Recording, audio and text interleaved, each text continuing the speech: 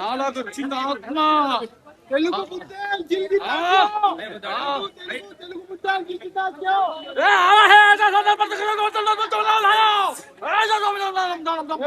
ఏం భాష ఇది?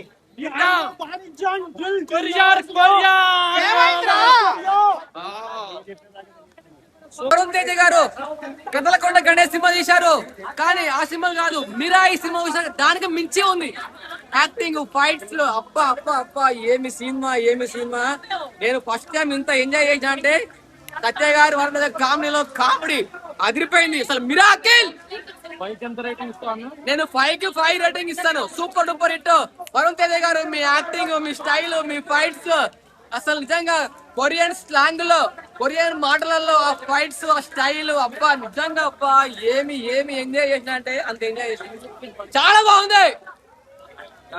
అయితే మెగా అభిమానులకైతే స్వతంత్రం తీసుకొని వచ్చిందని చెప్పుకోవచ్చు. అప్పట్లో ఓజీతోని బాబా హిట్ కొట్టాడు. మొన్న సంక్రాంతికి వస్తున్నాంలో పెదనాన్న రఫ్ ఆడించాడు. ఇందాక పెద్ద సినిమాలో లైక్ రామ్ చరణ్ అన్న హిట్ కొట్టాడు.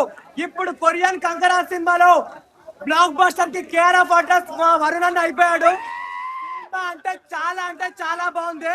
ఇంకా నిజంగా చెప్తున్నా, సినిమా చూస్తున్న కొద్దీ లైక్ మీకు పవన్ కళ్యాణ్ గారు, ఓజీలో పవన్ కళ్యాణ్ గారు కనిపిస్తారు, పున్నమి నాగులో మీకు చిరంజీవి గారు కనిపిస్తారు. నిజంగా చెప్తున్నా, సినిమా అంటే చాలా బాగుంది. ఎవరంటారు భయ్యా, ఎవరంటారు? నందమూరి తమన్ అంటారు. కాదు, కోని దళ తమన్ అని చెప్పాలి. ఆ రేంజ్ లో ఉంది బీజిఎం అయితే.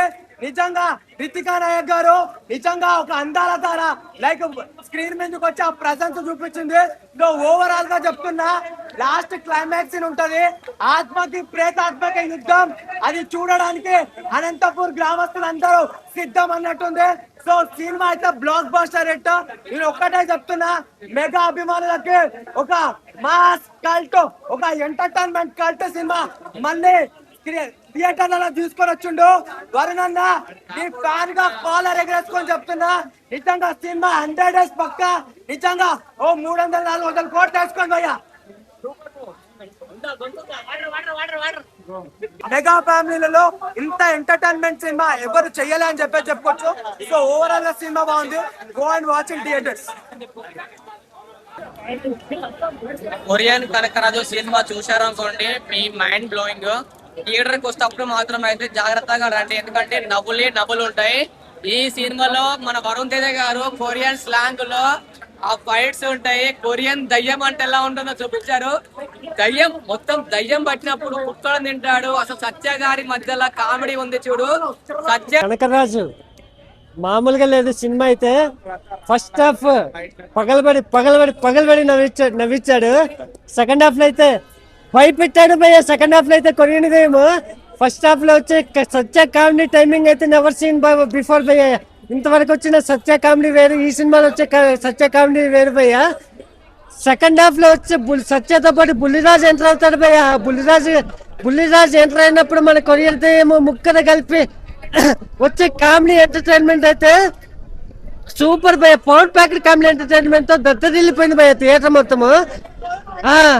5 సీక్వెన్సెస్ అయితే చెప్పుకోవాలి భయ్య. ఫస్ట్ హాఫ్ లో వచ్చి మన రాయలసీమ 5 సీక్వెన్సెస్ కానీ, ఇంటర్వెల్ కు ముందు ఇంటర్వెల్ తర్వాత కొరియన్ 5 సీక్వెన్సెస్ లో నాకు ఎవరు కనిపించారు తెలుసా? Power star Pawan Kalyan OG 2.0 కనిపించాడు భయ్య. క్లైమాక్స్ అయితే సూపర్ న్యాచురల్ దయ్యాలు కొట్టుకుంటాయి భయ్య. అదైతే సినిమాకి మెయిన్ ప్లస్ పాయింట్ భయ్య. క్లైమాక్స్ లేకపోతే సినిమా లేదు భయ్య. ఆ విధమైన క్లైమాక్స్ ఎవరు ఊహించినంత క్లైమాక్స్ ఇచ్చి పడేసి భయ్య. సాంగ్స్ కొంచెం వీక్ అయినా కానీ బీజం అయితే దద్దరిల్లిపోయింది భయ్య. మీరు డైరెక్టర్ ఎక్స్ప్రెస్ రాజే చూసింటారు, వెంకటాద్రి ఎక్స్ప్రెస్ చూసింటారు. దానికి మించిన రేంజ్ లో సినిమా తీశారు భయ్య మన కొరియన్ కనకరాజు. ఇప్పుడు మనకు హైదరాబాద్ లో పడుతుంది వర్షం, కానీ లోపల బాక్స్ ఆఫీస్ కనకరాజు కనక వర్షం కురిపిస్తున్నాడు భయ్య. 50 crores కాదు, 75 crores కాదు, 100 కోట్ల బాక్స్ ఆఫీస్ ని బద్దలు కొడతాడు మన కనకరాజు. వరుణ్ తేజ్ 2.0 కనిపించాడు భయ్య. అంటే ఆ యాక్షన్ ఎపిసోడ్స్ కానీ ఆ కామెడీ టైమింగ్స్ కానీ నాకు వరుణ్ తేజ్ ఎక్కడ కనిపించలేదు. కొరియన్ దయ్యం కనిపించాడు, కనకరాజు మాత్రమే కనిపించాడు భయ్య. మెగాస్టార్ ఫ్యామిలీ పరువు నిలబెట్టాడు భయ్య మన వరుణ్ తేజ్ భయ్య. సూపర్ గా ఉంది.